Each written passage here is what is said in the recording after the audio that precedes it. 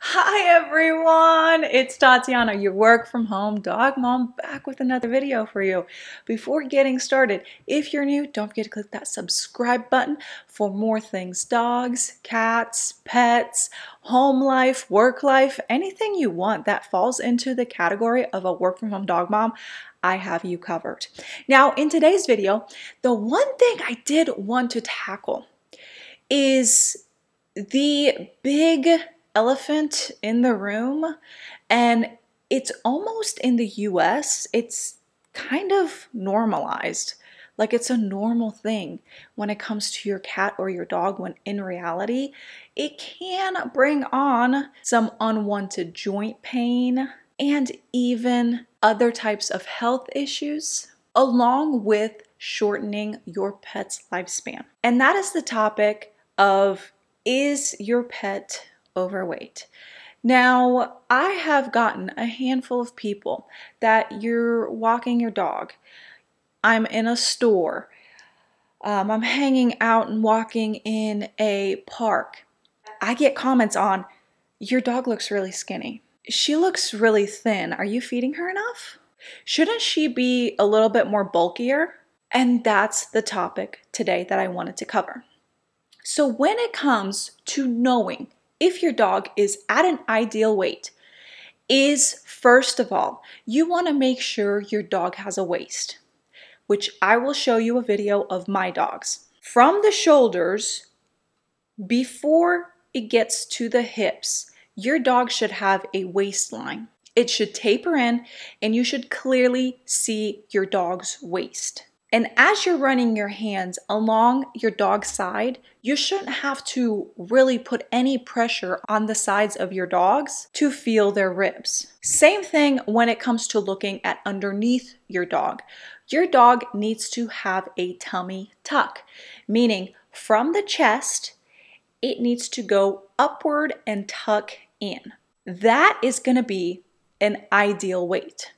If your dog is too thin, you are going to see visible ribs on the side, visible spine, and protruding hip bones. That tells you your dog could put on some weight.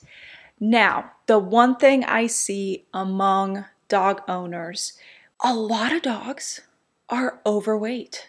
And I don't think owners realize just how bad that could be for your dog. Or it's the fact that pet owners now think this is a normal weight for their dog, and it is not.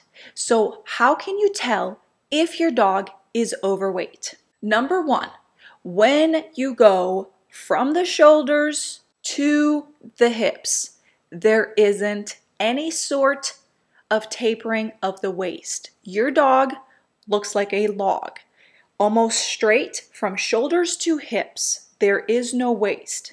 Same thing for underneath of the dog. You go from the bottom of the belly all the way back to the dog, and there isn't this nice curve that goes in and tucks in. And if you are someone that's like, well, my dog kind of has a tuck, there's a good chance, if that is your thought, that your dog could lose some weight. You will not be able to lightly run your hands over both sides of your dog and feel their ribs because there is a nice layer of fat. And this is especially so important for senior dogs because the more weight the dog is holding, the harder it is on their joints. You will see a 10-year-old dog that is hobbling, can barely walk, is very, very stiff because your dog is holding a lot of weight and their joints are taking a beating, which is going to equal slower movement. Hopefully, you will get your dogs on joint supplements to support those joints if your dog has that extra weight. And there can be a lot of different health issues that come from being overweight. It's kind of the same thing when it comes to humans being overweight. You have a lot more complications. Your ankles might be sore when you walk. You might have a harder time moving around. Same thing applies to your dog. There is this stereotype that senior dogs have to be overweight, have to be really stiff, have to have all these problems. And that could be taken care of by slimming your dog down a little bit. And again, keep in mind, as long as you are not seeing your dog's spine, you are not seeing the back hip bones protruding from your dog to where you can see that the dog is clearly underweight, your dog is probably in very, very tip-top shape. Now, really quickly, I do think that nutrition does play a key role when it comes to the weight of your dog. If you are feeding your dog kibble that is very, very high carbs, we're talking 40 to 60+% carbohydrates, knocking that carbohydrate percentage to 30% to 20% or less is a fantastic way to start slimming down your dog, along with adding 15 to 20% into your dog's meal of fresh food, not the overprocessed kibble, whether that's a little bit of meat, that's a little bit of fruit, a little bit of veggies. Green veggies are phenomenal, but remember, in your dog's food bowl, if you're going to add that 15 to 20% of fresh food, make sure to take that 15 to 20% of kibble out and replacing it with the fresh food so you're not overfeeding your dog. So go ahead, take a look at your dog, see if they're at an ideal weight on the thinner side or maybe could lose a few pounds.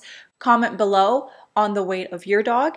And don't forget that I do offer pet food consultations. So if you are feeding your dog a specific brand of kibble and you're looking to improve the kibble, you want to find out more even about the type of kibble you are feeding, all my information is going to be down below. My end goal is to improve your pet's life because if you are watching this video, there is a very good chance you care about your pets at the same level that I do. I am so passionate about being a cat owner, being a dog owner, and being a goldfish owner.